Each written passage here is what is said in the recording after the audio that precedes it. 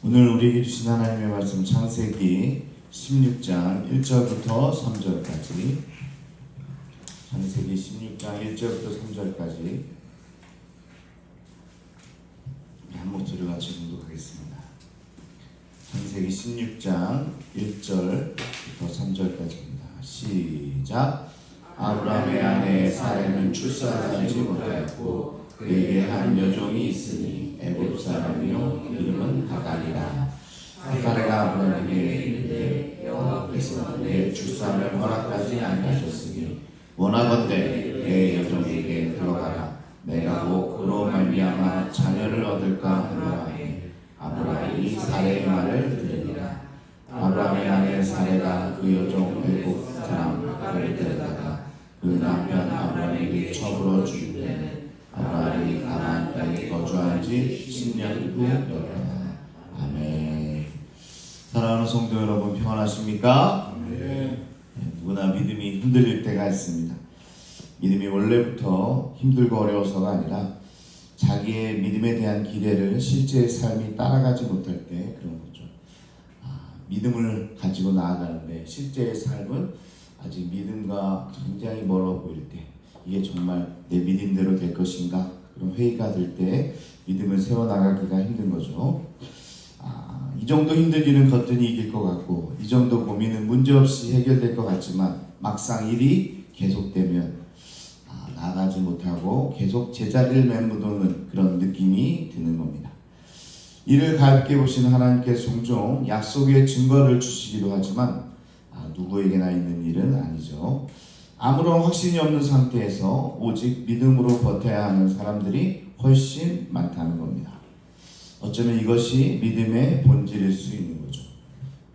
그때마다 뭔가 막 변화를 주셔서 이 길로 가면 되겠구나, 이렇게 성도들 다 이끌어가진 않습니다. 그러면 그러니까 초신자들이 기적이 많이 일어나는 거예요. 뭔가 하나님께서 아직 믿음이 약하니까 그때마다 이를 변화시켜 주시는 거죠. 근데 이제 믿음이 쌓여가면요, 잘 안 변해요. 그 믿음이 실제로 보이지 않는다는 겁니다. 실제 삶에서 변화가 보이지 않는다는 겁니다. 그러나 끝까지 하나님께서 보여주신 길을 가는 것이 바로 믿음의 본질이다. 약속이 언젠간 반드시 이루어진다는 생각으로 오늘의 불확실함을 견뎌내는 것, 그것이 믿음이다 라는 거죠. 지난 시간 흔들리는 믿음을 붙잡은 이 아브라함이 하나님께서 기대하시는 모습에 한 발 더 다가갔지만 진짜 위기는 아직 오지 않았다는 겁니다. 아직 상속자가 없다는 냉혹한 현실이 조만간 더 큰 문제를 초래하게 될 테니까 그렇다는 겁니다. 뭔가 이제 언약도 하고 가까워진 것 같지만 여전히 현실은 보이지 않는 겁니다. 이 자손을, 이 어마어마한 땅을 너의 자손한테 준다는 거예요. 그리고 어마어마한 축복을 너의 자손과 함께 한다는 거예요. 근데 문제는 뭐예요? 지금 현실에 자손이 없어요. 아들이 없어요. 그러니까 믿음이 흔들릴 수밖에 없는 거죠. 그런 가운데 오늘 본문이 시작이 됩니다. 눈에 띄는 변화가 없는 가운데 하갈이 변수로 떠오르게 되는 거죠. 이 하갈에 대해 창세기가 주는 정보는 두 가지인데요. 이 사레의 시녀였고요. 이 하갈이 사레의 시녀였고, 또 애굽 사람이라는 점이 오늘 나오는 정보입니다. 하갈이라는 이름이 전에는 전혀 등장하지 않는 것으로 보아 아브라함이 애굽에서 선물로 받은 그런 시녀 중에 하나였던 것 같습니다. 이 추측이 맞는다면 하갈은 애굽 생활의 결과물입니다. 애굽에 내려가서 생긴 결과물이다. 그러고 보면 죄는 용서받아도 결과물은 남게 된다는 사실을 우리가 알 수 있습니다. 우리가 죄를 지으면요, 이 죄에 대한 우리가 이 죄로 이제 죽음에 이르게 되는 그런 죄는 용서받게 되지만 내가 저질렀던 죄에 대한 결과물은 여전히 남게 되는 거죠. 하갈은 아브라함 부부에게 애굽에 대한 기억을 떠올리게 하는 존재였을 겁니다. 애굽에서 데리고 왔으니까 이 하갈을 볼 때마다 내가 애굽 생활에서 저질렀던 잘못들, 그것이 드러나게 되는 거죠. 아브라함과 사레에 있어서 애굽은 어떤 의미를 지니고 있는 나라일까? 이것도 좀 살펴봐야 될 텐데요. 첫째는 자신에게 유익이 되는 그곳을 선택한 하나님의 말씀보다는 좋게 보이는 곳을 선택한 곳이 바로 이 애굽입니다. 하나님께 묻지도 않았고 기근이라는 상황을 쫓아간 것이잖아요. 그리고 결과는 어떻게 됐습니까? 아내를 빼앗길 뻔했죠. 그게 애굽의 생활입니다. 아내에게 씻을 수 없는 상처를 줬던 곳이기도 하죠.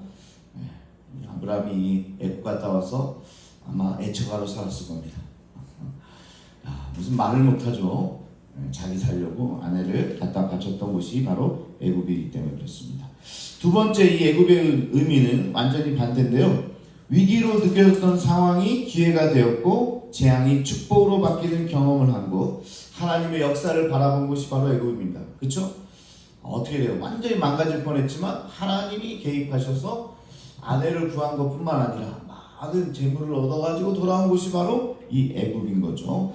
그래서 애굽이라는 곳은 실패와 은혜, 성과와 가오가 동시에 들어있는 겁니다. 애굽하면 실패했던 곳이기도 하면서 뭔가 성과가 있는 것이고 또 한편에 과오가 있는 것이고 또 은혜가 있는 것이고 이런 복합적인 생각이 드는 것이 바로 이 애굽이라는 거죠. 자, 다시 말씀으로 들어가서 애굽 시녀 하갈을 통해서 이제 다시 애굽이라는 게 딱 생각이 납니다. 왜? 이 하갈이 애굽 여자니까.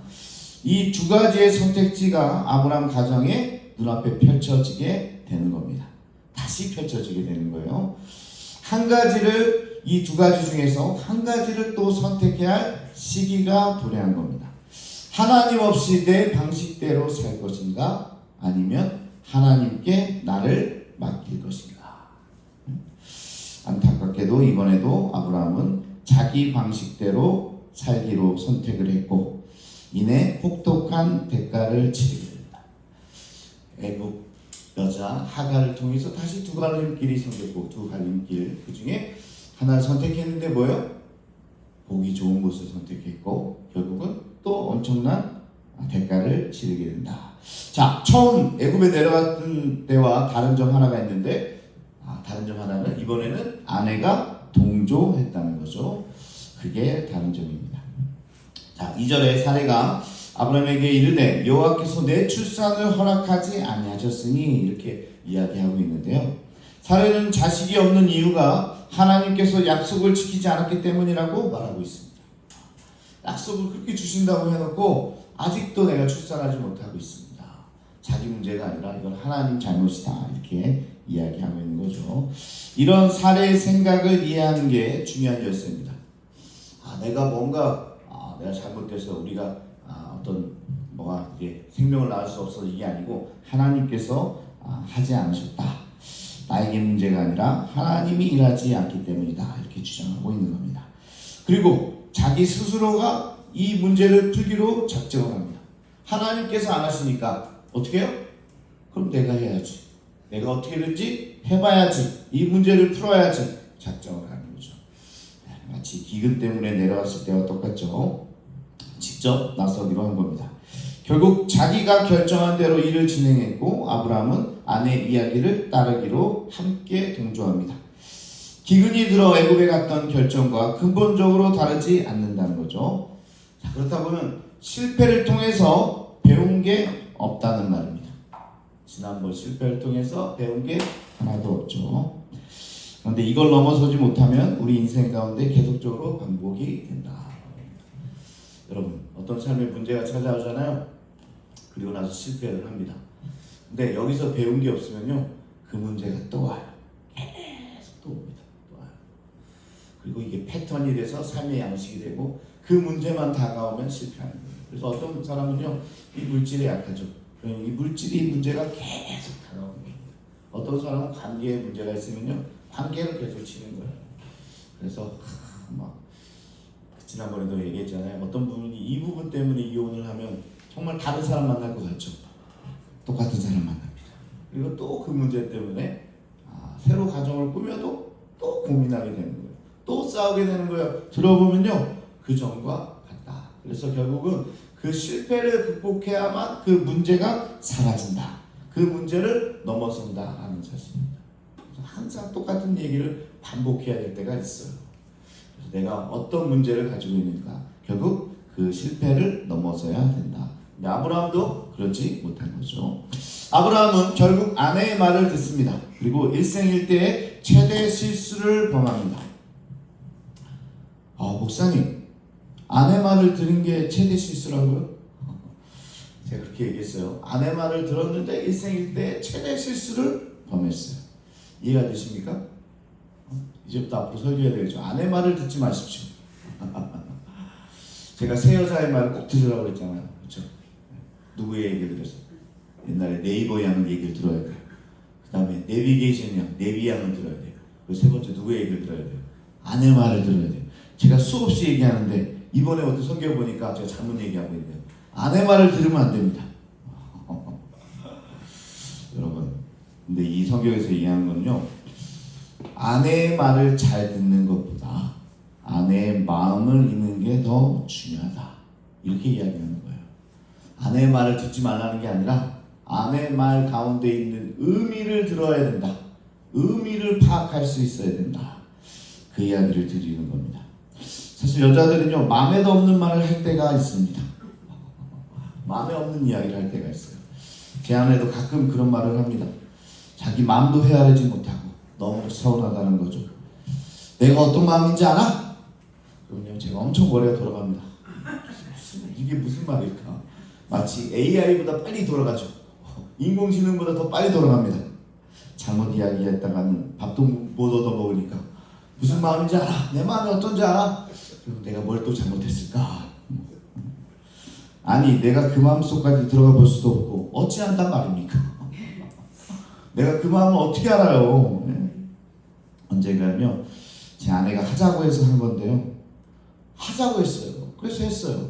근데 자기 마음을 알아차리지 못한다고 삐져 있는 거예요. 그럴 때 정말 어떻게 해야 할지 모르겠더라고요. 그래서 오늘 말씀은요, 여기 계신 남성분들, 또 영상을 통해서 듣는 남성분들이 귀담아 들으시길 축복합니다. 여자들은요, 마음에 없는 소리를 할 때가 있다는 거예요. 근데 그걸 곧이곧대로 들으면 큰일 난다는 이야기를 오늘 이야기하고 있습니다. 듣는 것보다 뭐라고요? 마음을 알아차리는 게 중요하다. 그래서 아내의 마음을 알아차려. 왜 그 말을 했을까? 여보, 그냥 이 집은 그냥 갑시다. 이 집에서 떠납시다. 이 물건은 다음에 사도 됩니다. 그게 뭐예요? 그 마음이. 지금 상황이 형편이 안 좋으니까 사기 싫다는 거예요? 지금은 못 산다는 얘기죠. 그럼 형편이 좋아지면 어떻게 해요? 사야죠. 형편이 좋아져도 안 사주는 거죠. 싫다고 했잖아, 네가. 참 그런 겁니다. 하여튼 마음을 알아차리는 게 좋다. 그래서 평생 원망 들지 않으려면, 듣고 살지 않으려면 분명하게 판단해서 잘 처신하시기를 축복합니다. 말을 듣지 말고 마음을 알아차려라. 그래서 제가 남성분들에게 오늘 이 하갈을 통해서 애를 낳으라는 이 사례의 말을 해석을 해드릴 겁니다. 어떻게 해석해야 되냐? 하나님께서 약속하셨는데 아직도 10년을 여기서 보냈는데 보이지 않네. 당신에게도 너무 미안하고 미안해. 너무 미안해서 다른 방법이라도 찾아야 될 것 같은데 여보, 정말 그러고 싶지는 않아. 나 좀 위로해주면 안 될까? 이게 사례의 본 마음입니다. 뭐라고요? 다른 여자를 통해 나가라고 그랬어요? 그렇게 이야기하면서도 내 마음도 너무 힘들다. 나를 좀 위로해줘라. 이 이야기를 하고 있는 거죠. 그럼 아브라함은 어떻게 이해해야 됩니까? 여보, 무슨 소리야? 하나님의 축복은 당신과 나를 통해 이루어지는 것이지 나는 절대로 다른 여자를 통해서, 그런 편법을 통해서는 할 수 없어. 그리고 중요한 것은 나는 당신만을 사랑해. 당신이 아니고서는 자녀도 필요 없어. 하나님 그런 약속을 했다고 해도 난 자녀가 없어도 돼. 우리들이 잘 살면 되잖아. 아마 이런 이야기를 듣고 싶었던 거 아닙니까? 그런 이야기를 좀 해야 되지 않아요? 지난번에 애굽에서 어떻게 했어요? 아내를 갖다 바쳤잖아요. 그러면 정말 절호의 찬스 아닙니까? 아니야, 자녀가 무슨 상관이야. 자녀 당신과 나하고 행복하기만 하면 돼. 찌질이 아브라함이 아내를 정말 사랑한다고 그렇게 표현할 수 있는 그런 절호의 찬스를 놓치고 말았습니다. 찌질이는 찌질이죠. 참. 그런데요, 이런 잘못된 시작은 더 큰 문제를 가져오게 됩니다. 여종 하갈이 임신을 하게 되고, 그리고 이제 내일 살펴보겠지만 사례를, 이 안주인을 멸시하기 시작합니다. 자식으로 불화가 생겨나게 됐죠. 자, 하나님의 말씀은 자손으로 인해 축복을 받는다고 했는데, 자손으로 복의 통로가 된다고 했는데, 오히려 자손으로 인해 해가 망신할 위기에 처하게 됐습니다. 야, 어떻게 하나님의 약속하고 완전히 반대로 가고 있지 않습니까? 그게 가나안 정착한 10년쯤 되는 이때다라고 성경이 이야기하고 있습니다. 자, 그러면 여기서 좀 우리가 좀 고민을 해봐야 되는데요. 이런 상황에서 아브라함은 어떻게 대처해야 됐을까? 어떻게 해야 됐을까? 받은 말씀이 있잖아요. 받은 말씀. 뭐예요? 내 몸에서 난 자식이 후손이 된다는 하나님의 약속. 그러니까 기다려야죠. 하나님께서 이 자손을 통해서 하나님께서 약속해 주셨다면 기다릴 수 있어야 되잖아요. 근데 아브라함이 어떤 생각을 한 건지 아십니까? 그래? 내 몸에서 난 자식? 그러면 내 몸에서만 나면 되는 거 아니야? 사례가 낳은 아들이 상속자가 된다는 말은 아니었구나. 이런 찌질이가 다 있어요. 이걸 이렇게 해석을 하는 거예요. 아직도 말도 안 되는 핑계를 대고 있는 거죠. 내 몸에서 난 자식이면 뭐 사례는 상관없이 다른 여자를 통해서 내 몸에서 난 거지 뭐. 이런 자기 합리화와 핑계를 아브라함이 대고 있다는 겁니다. 아브라함을 통해 아들이 나와야 하는데 아들을 낳아야 할 사례에게 문제가 있었죠. 지금 아내가 제안한 대로 일이 진행된다면 하갈에게서 아브라함 몸에서 날 자가 태어날 수 있다는 논리를 가지고 있는 겁니다. 그러니까 하나님 말씀에 걸리는 부분도 없는 거죠. 그리고 누가 제안했어요? 아내가 제안했으니까 나는 못 이기는 척 따라가야지 하는 거죠. 근데 그 마음 가운데 이런 자기 합리화 핑계가 다 지금 들어있는 거죠. 아내가 더 원한다잖아. 그리고 하나님 약속에도 이번에 문제가 없고 하나님께서 하신 말씀 그대로잖아. 그런 핑계와 자기 합리화가 믿음의 사람 아브라함을 이끌고 가는 겁니다. 참 어렵네요. 그죠? 믿음의 사람으로 살아간다는 것이 이렇게 어렵습니다. 왜냐? 환경을 보니까 그래요. 하나님의 약속은 저 멀리 있는 것 같고 지금 상황을 보니까 뭐예요? 자녀가 없는 거예요. 자식이 없는 거예요. 그러니까 아내가 정말 마음에 없는 소리를 하니까 그걸 덥석 무는 거예요. 그리고 뭐예요? 하나님의 약속도 여러 가지 자기 합리화를 통해서 그래 어찌됐든 내 몸에서 난 거 아니야. 이렇게 핑계를 대고 있는 거예요. 그러면서 믿음 없는 소리를 계속 하는 겁니다. 다시 찌질이의 모습으로 돌아가는 건 아닌지. 아내를 이끌어가야 할 가장이 아내를 핑계 삼아 나아갑니다. 자, 이런 행동이요 다시 아내를 팔아 자기만 살려고 하는 행동과 같지 않을까요? 변한 게 없어 보이네요. 그런데 아브라함만 그렇습니까? 이제 마지막으로 아브라함만 그래요? 변한 게 없는 게 아브라함만 그래요? 우리는 어때요? 여러분은 어떠십니까? 10년 전과 신앙생활이 많이 달라지셨습니까? 5년 전과 정말 예수님의 제자로 예수님과 가까워지셨습니까? 여전히 핑계대고 자기 합리화하고 내가 이것 때문에 내가 여기 못 나옵니다. 이것 때문에 헌신할 수 없습니다. 내가 이것 때문에 이렇게 할 수 없습니다. 다음에 풀리면 할게요. 다음에 할게요. 아브라함만 그런 게 아니라 우리의 모습도 그렇다는 거죠. 근데 믿음의 사람이 되고자 한다는 건 결국 이 현실을 넘어서야 되는 겁니다. 또한 실패를 넘어서야 되고 이제 변화의 삶을 살아가야 되는 겁니다.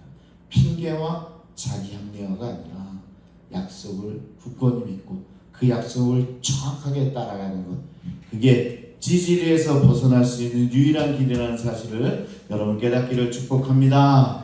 우리 함께 기도하겠습니다. 오늘도 어떻게 보면 핑계댈 게 너무 많아요. 아니 아내가 그렇게 하자고 했잖아. 아유, 내가 아니에요. 저 사람이 그렇게 하자고 그랬어요. 아니, 목사님이 그렇게 하자고 했다니까요. 뭐 핑계 댈 게 많죠. 하나님의 약속은 맞잖아요. 내 자녀를 통해서 나오잖아요. 뭐 하갈을 뭐 통해서 이스마엘도 내 자식 아닙니까? 그럼 하나님 그 약속하시면 되는 거 아니에요? 얼마나 핑계를. 아브라함이 아주 잔머리가 많이 돌아가는 것 같긴 해요. 핑계댈 게 왜 이렇게 많아요? 합리화할 게 많아요. 정말 믿음이 없으면서 그런 소리 할 게 너무나 많은 거예요. 그러면요, 결국은 더 어려움에 찾아오게 된다. 오히려 자손의 축복이 아니라 이 자손으로 말미암아 풍지박살나게 되고, 결국 이스마엘은 어떻게 됩니까? 지금 아랍의 사람들이 되는 거 아니에요? 아랍의 조상들이 되는 거 아니에요? 결국 지금까지도 이스라엘과 아랍이 분쟁하고 있는 결과가 지금 여기서부터 시작되고 있는 거 아닙니까? 참, 우리는 이것을 반면 교사로 삼아야 될 것 같습니다. 우리 여전히 핑계대고 자기와 합리하면서 신앙생활하고 있지 않는가? 아니, 처음 믿었던 때와 전혀 변하지 않고 그냥 직분만 받고 그냥 시간만 흘러서 지금 10년, 20년, 30년 신앙생활한다고 하는데 전혀 신앙인으로서의 모습은 보이지 않고 그냥 그렇게 무늬만 성도로 살아가고 있지는 않습니까? 다른 얘기가 아니라 내 얘기입니다. 내 얘기. 자신의 이야기로 받아야 됩니다. 이 시간 우리 깨달은 게 있다면 회개하시고 정말 변화의 삶을 시작하는 첫날이 되기 원합니다. 그런 마음으로 이 시간 우리 주여 한번 부르시고 함께 통성으로 기도하겠습니다. 주여